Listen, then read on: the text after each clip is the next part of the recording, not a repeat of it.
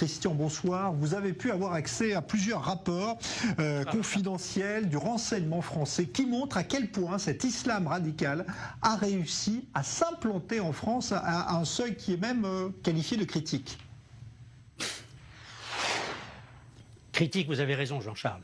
Les islamistes ont tissé leur toile en France depuis les années 70. Alors il y a 4 mouvements qui sont jugés à la fois très actifs et très dangereux.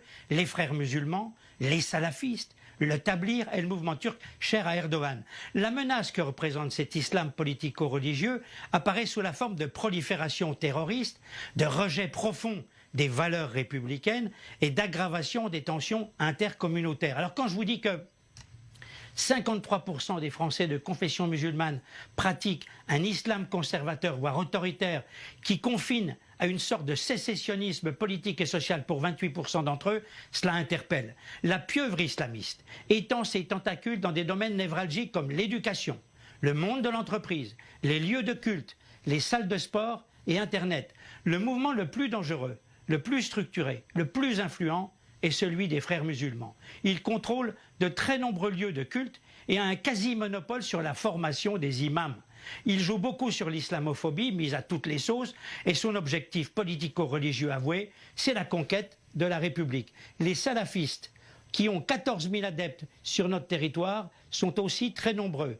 Ils prônent la rupture avec la société européenne, mais aussi avec tout ce qui n'est pas islamique. Le maillage géographique des sites salafistes est dense.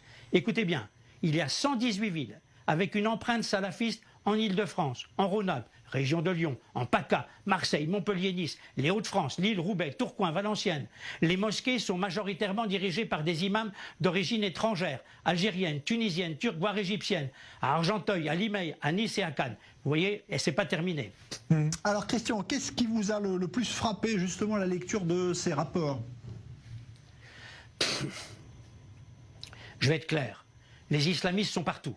Ils ont infiltré la société française dans les entreprises, dans les clubs de sport, lieux supposés d'intégration et de mixité sociale.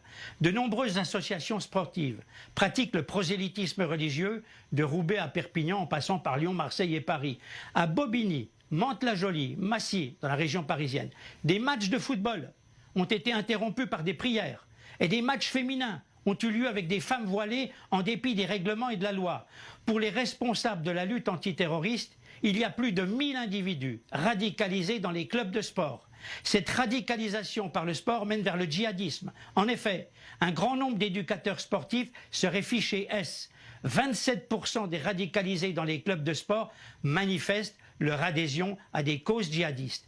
Les écoles coraniques reliées aux mosquées sont en forte expansion. Elles y abritent des imams reconnus pour leurs prêches radicaux. Sur les 2500 mosquées existantes, un quart ont une école coranique et 35 000 enfants y suivent des cours dont le contenu n'est pas contrôlé et divulgué. Certaines ONG comme Baraka City ou Perle d'Espoir sont dans le collimateur. Une anecdote concernant les cafés aux mains d'islamistes. Le 7 mai 2018, Marlène Schiappa, secrétaire d'État chargée de l'égalité entre les femmes et les hommes, était en visite dans un quartier populaire de Trappes.